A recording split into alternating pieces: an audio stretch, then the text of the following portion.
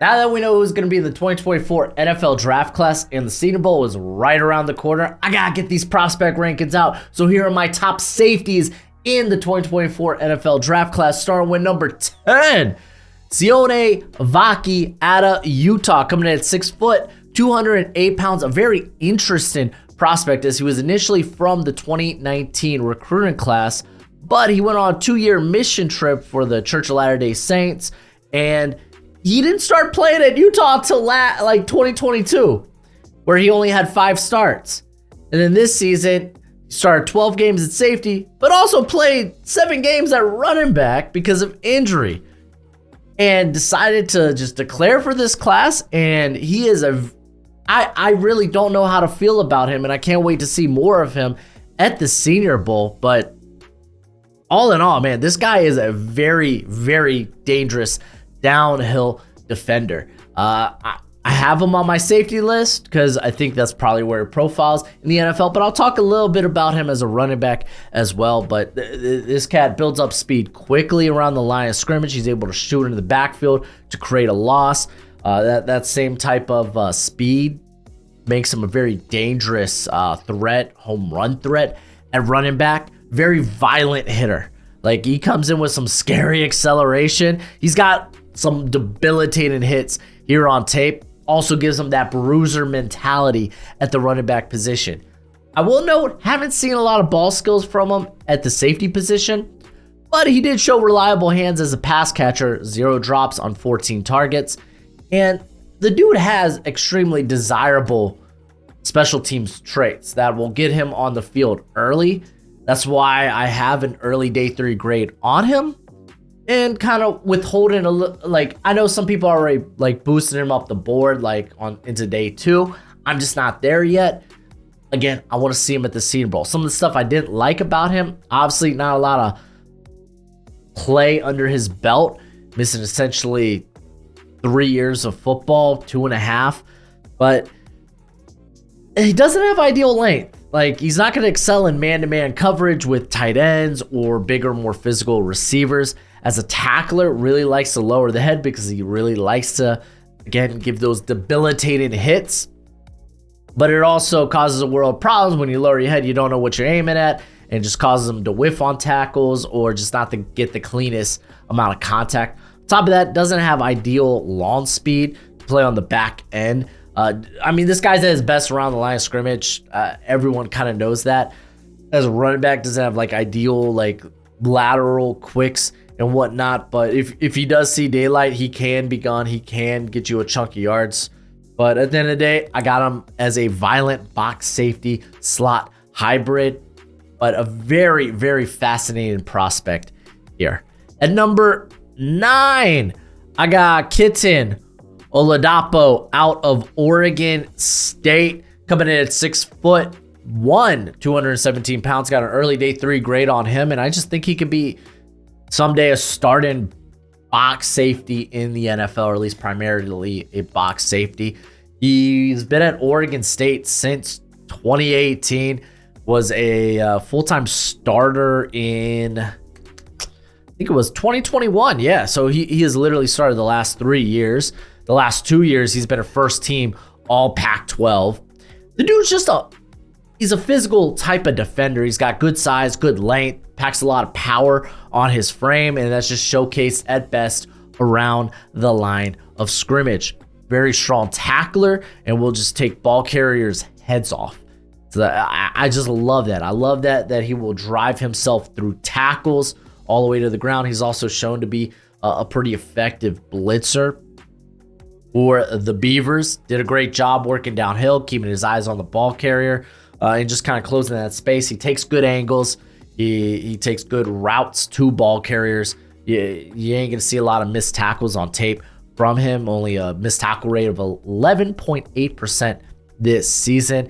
And pretty fluid, actually, for his size in terms of being a mover. Uses his length well to challenge the catch point.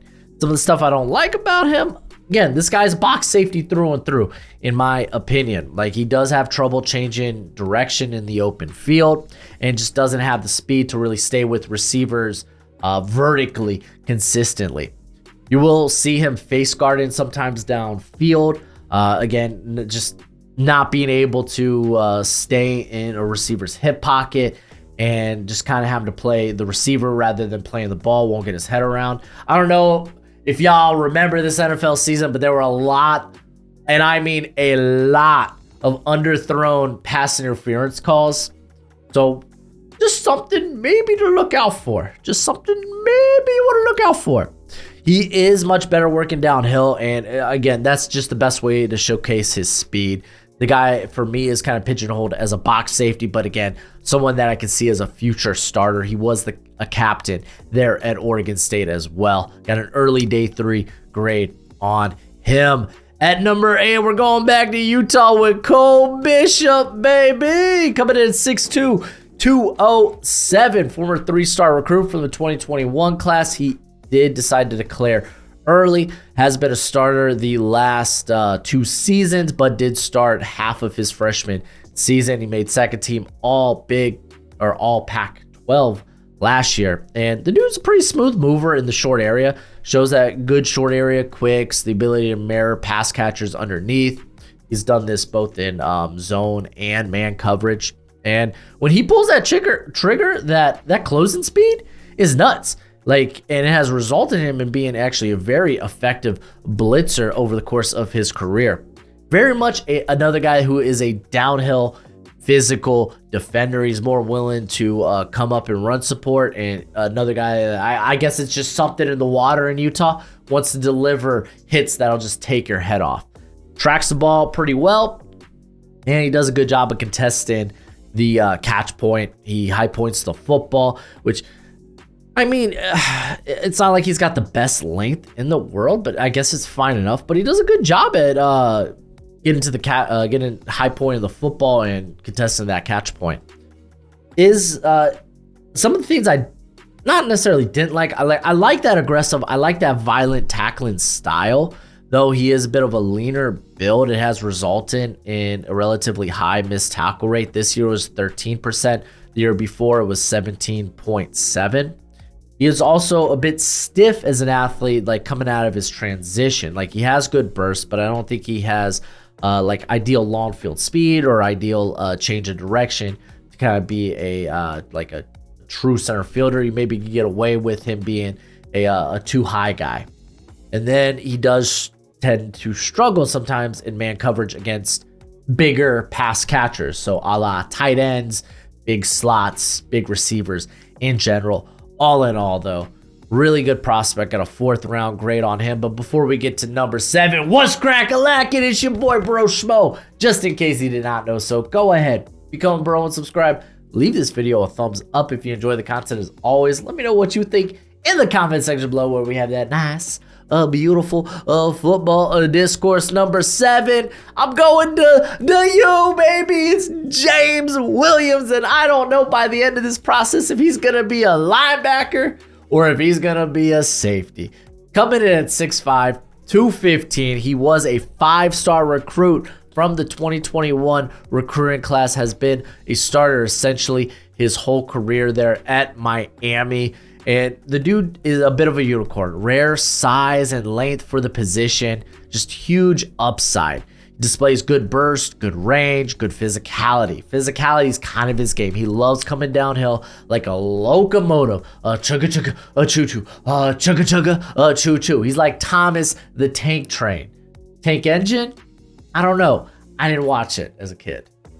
Too busy watching Power Rangers. But he comes down like a locomotive and just runs through those who try to stop him, those who try to get in the way of his destination. In coverage, he accelerates actually pretty darn quickly out of his back pedal. Though we'll talk about some of the things with his back pedal actually we can just talk about it here. The guy is tall, right? 6'5". He's not gonna have the cleanest back pedal in the world. It's gonna be tough. The taller you are, the tougher it is gonna be to get low.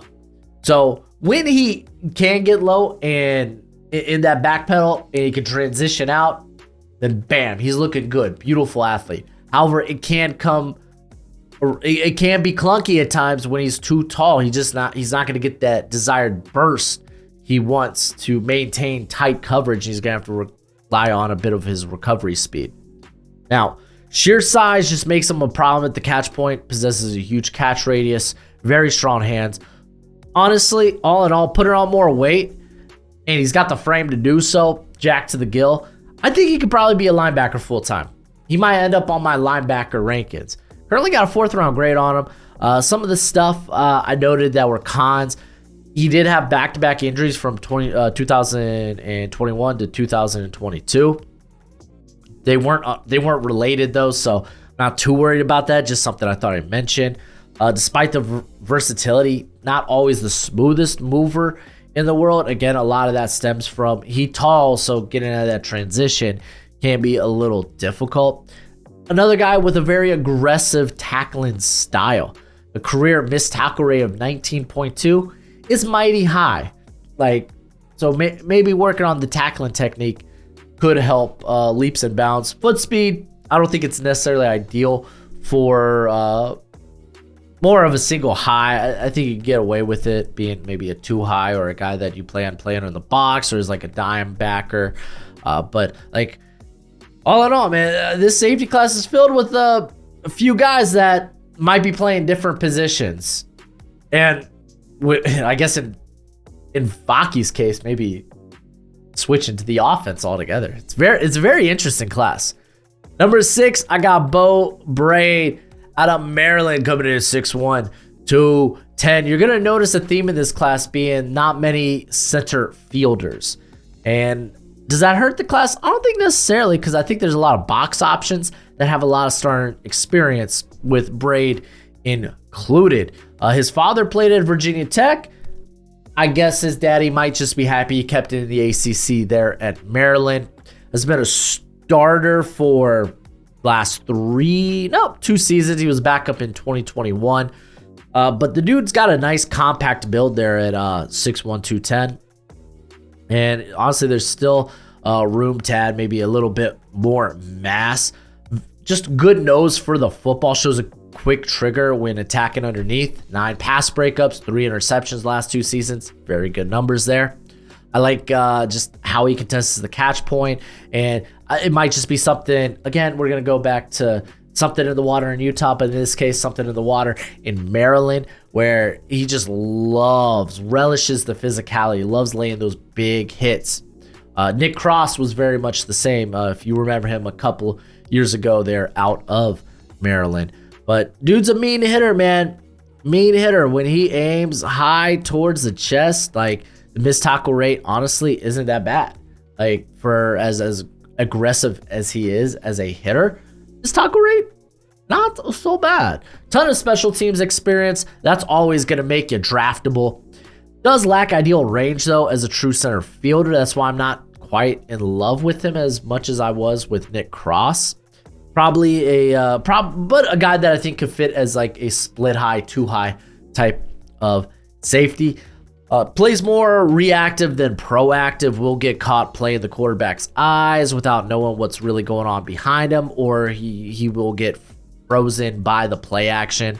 So there are times he's susceptible to allowing the big play, but again, kind of few and far between. We're just kind of going over some of the nitpicks here. I do have a 3rd round grade on him, so I do think he's a very good prospect. But all in all, can clean up the tackling. I imagine, like I said, for as aggressive as he is, the missed tackle rate's not that debilitating, but I don't imagine that number gets lower in the NFL. If anything, it's going to get higher, so you may want to clean up some of the areas there with him. But golly, dude, Beau Brade, a very, very nice. Let's go to number 5, as we're going to talk about Jaden Hicks out of Washington State. Talked about him early in the year, and that was because he had a very quiet second half of the season. Like, just didn't show this, like, the same type of ball skills or ball hawking ability as we saw in like the first like 3 or 4 weeks. He had like a pick 6, I think, to start the season. Just very quiet in the second half of the year. And it wasn't necessarily a bad thing. It's not like he got blown up or exposed or anything like that. It's just like, oh, okay, where were the ball skills we liked? But coming in at 6'3", 212, got a midday 2 grade on him. Has been a starter since 2022. He came out of the 2021 recruiting class. So talking about a guy that is a redshirt sophomore. So very, very young. Don't have an age on him, but he can't be that old. Explosive athlete. Like whether he is closing the distance toward the sideline or coming downhill to make a play in the run, he is quick. He is furious. I'm not going to say fast and furious. No Vin Diesel, no Rock references here. He is just fearless downhill, right? Fearless when playing the run. He doesn't mind getting physical, takes good angles, wants to hit the ball carrier, and he wants to hit him hard. I like that.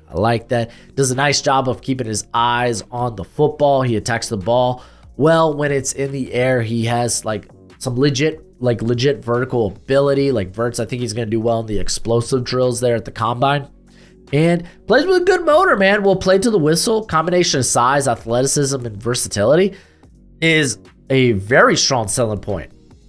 I got him listed as a versatile type of safety. A guy that I think can play slot, box, center, split, too high. I think he could do a little bit of it all. I will say sometimes he is a tick low to like a tick late when trying to turn and run in zone. However, in 2023, I felt like a bit of that. I feel like it was much better because I watched this guy early in the season, right? So I watched some of his 2022 tape because I wanted to see, okay, what type of prospect was he the year prior since he wasn't on my summer watch list.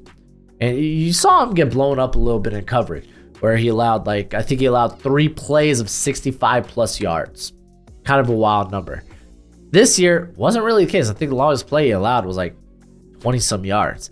So something he did get a lot better at.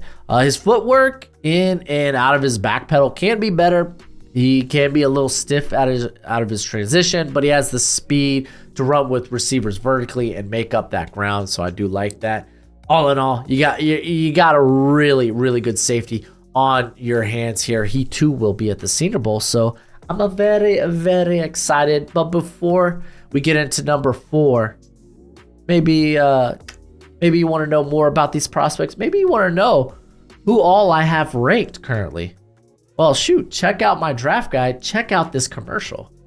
Listen, I know you love the NFL draft as much as I do, and you're going to want a nice hefty watch list of players during this college football season. Well, go ahead, check out my draft guide. You can purchase it for only $30 by Venmoing or PayPaling me. Links in the description. It's a one-time payment and you get it for this whole draft cycle and forever and always. Technically, it's a Google spreadsheet. So send me your email when you send the payment. I'll get you hooked up. You will see my current prospect rankings and big board, my full evals. And guess what? It updates throughout the whole draft cycle. So it's a great purchase and it's a great way to support the channel. That's right, I'm making my own commercials now, but let's get to number 4, Calen Bullock out of USC, staying in the Pac-12 here, coming in at 6'3", 190. Yes, a little undersized, but he's got the frame to put on more mass. Has been a starter since 2022. Did start 6 games in 2021, but he was a first-team All-American in 2022, and then he was a first-team All-Pac-12 this past season. And the dude, if you're looking for a center fielder in this class, like he is the Kareem de Crap. He is that guy. He is him. Very good athlete, great movement skills, great range, accelerates extremely quickly, and gets where he needs to be in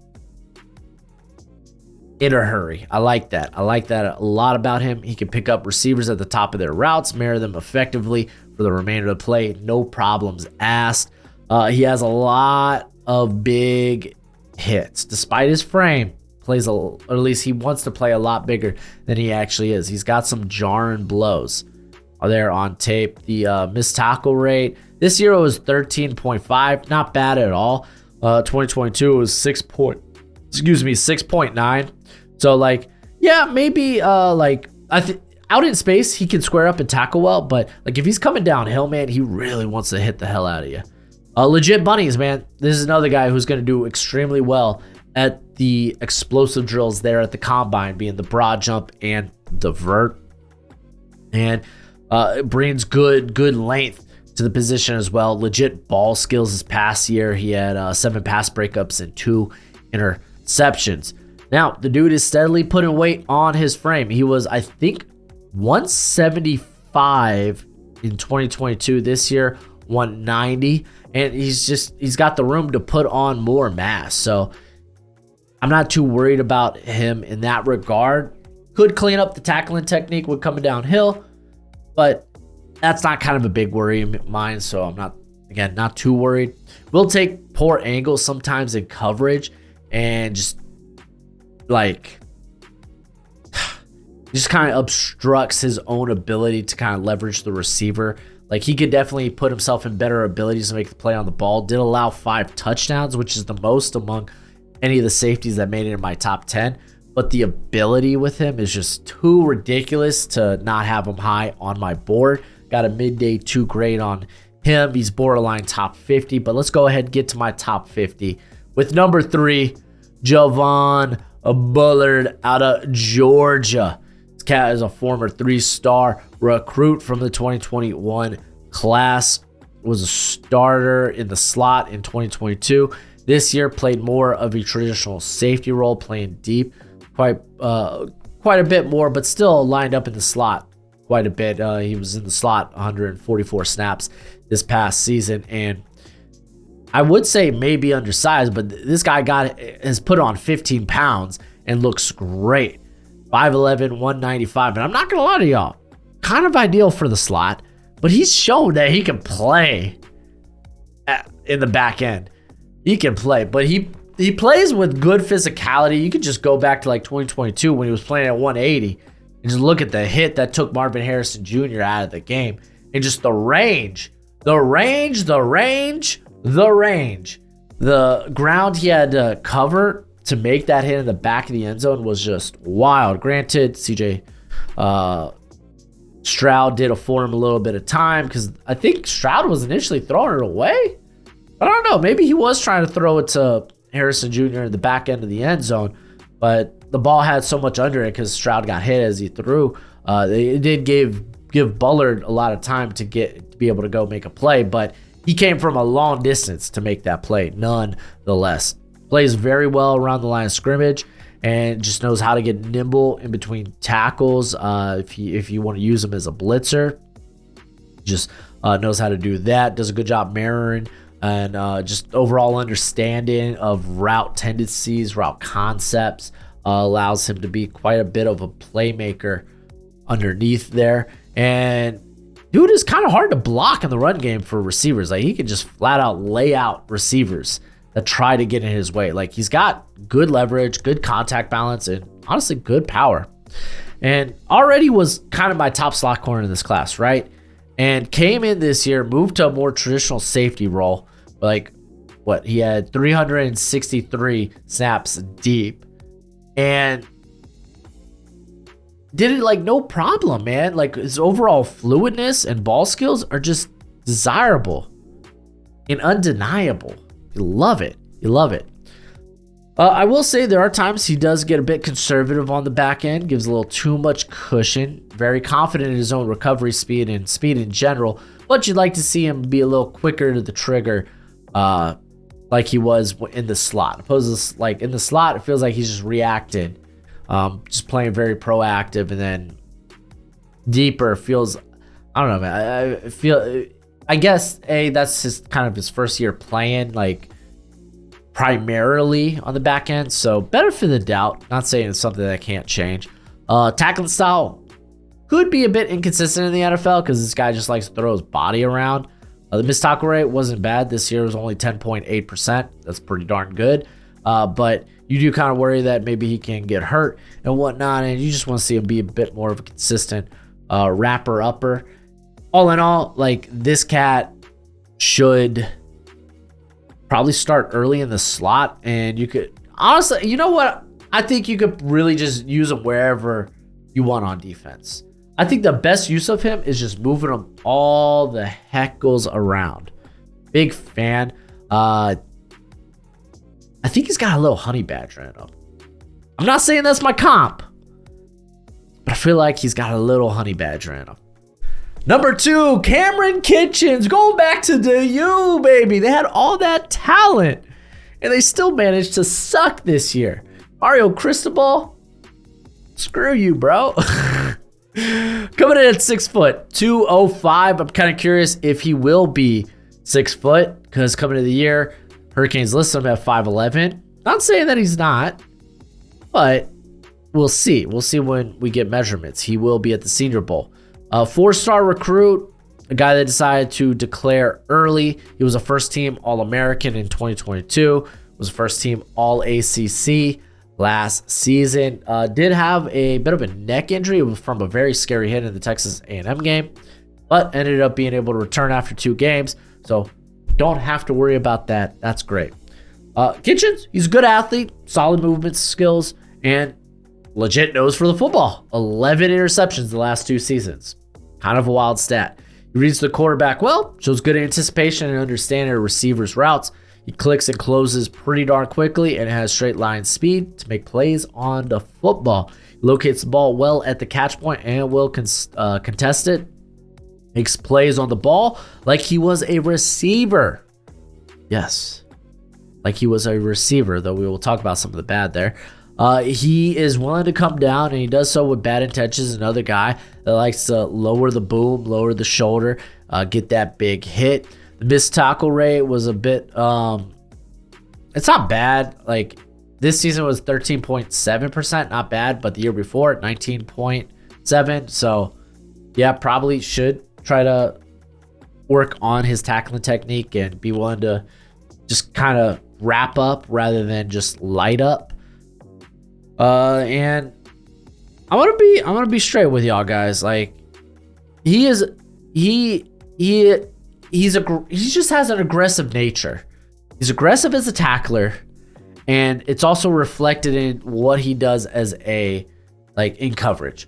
Because like sometimes he'll bite underneath and get beat over the top. We've seen games where he's been torched. You go back to last season, his first team All-American year in the Pittsburgh game, or that was in 2022, or you go to this season where Georgia Tech gave up the final play to give almost the final play, but to give Georgia Tech a win that they shouldn't have got. Golly. But yeah, he was the guy that blew the Hail Mary in that Georgia Tech game. He also allowed 2 long touchdowns in the North Carolina game. So like you see that like kind of high risk, high reward style from him. And while he's a good athlete, I don't know if he's like an elite. I don't think he's an elite athlete. Like there's just far too often he took the bait and got burnt for it in 2023. Like he can be a ball hawk or he could be a coverage bust waiting to happen. But like, golly, man, his ability to read the quarterback and just read what's going on around him and make a play. You gotta have this guy in the top 50. He's just got to, because he can be a difference maker like that, man. He really, really can. Maybe a little Andre Cisco. Look at me making comps on the spot. A little Andre Cisco to his game. Andre Cisco was very similar in that regard, but he kind of fell because I think of a late season injury too. But number 1, it's Tyler Nubin out of Minnesota, coming in at 6'2", 210, former 4-star recruit from the 2019 class, has been a starter since 2020. Tons of special teams experience on this guy's repertoire, by the way. So, like immediately, I see special teams experience, and I think draftable. This dude is literally like with his length and his like kind of like short area quicks, it makes quarterbacks want to throw away from him. It's like literal raid. He had 5 interceptions this year, which were much more than what he did last year. And you would feel like going into this season, be like, yeah, no, let's just try to stay away from this cat. And I think his first game, was that Louisville? No, it wasn't Louisville. I can't remember what the first game was. But he had like 2 picks. was nuts. It was nuts. But you love that about him. Very good at disrupting the catch point. Over the course of his career, he's only allowed a completion rate of 34.5%. Absolutely ludicrous catch rate for a safety. So you love that. Flash the ball skills. He packs on considerable strength in his frame and just shows good bursts when coming downhill. Will just consistently fill the right lanes and take the appropriate angles and run support. Has really improved as a tackler. Missed tackle rate was 9.4. That's really good. Really good in general. So you love to see that. And Will has that little bit of nasty to deliver the big hit. Like, he'll come down and he'll be looking for the spear like he's Goldberg or Roman Reigns. Maybe there's a new tribal chief in town. I don't know. But I will say the coverage instincts are still coming around. Like, honestly, for a guy that has been like a 4-year starter, you would wish they were a little bit more fine-tuned because he can be a bit slow to react sometimes. He does rely a little bit on his length and that little that burst, his short area quicks kind of make up the ground. But they've got better year in and year out. But you would kind of expect him to be kind of like, I guess, somewhere where Kamren Kinchens is, you know? But regardless, this is a dude that relishes the big hit. And I think I put this as a knock, like, probably could do a better job of wrapping up and securing the tackle. But he's probably the guy that does it the best on this list, if I'm going to be honest. Not the most dynamic blitzer. His footwork can be a little choppy at times. Dude is better at playing downhill or playing what's in front of him. I don't really think he has any slot versatility, but I think he's probably a split safety, too high guy in the NFL. But I mean, there are some guys who really go cuckoo bonanza on this list. But hey, if you want to know more, shoot, I just released my quarterback prospects rankings just a few days ago. So go ahead, check that out. But that's it for the video. Go ahead, do that YouTube thing. And as always, until next time, you be easy, my friends. Later.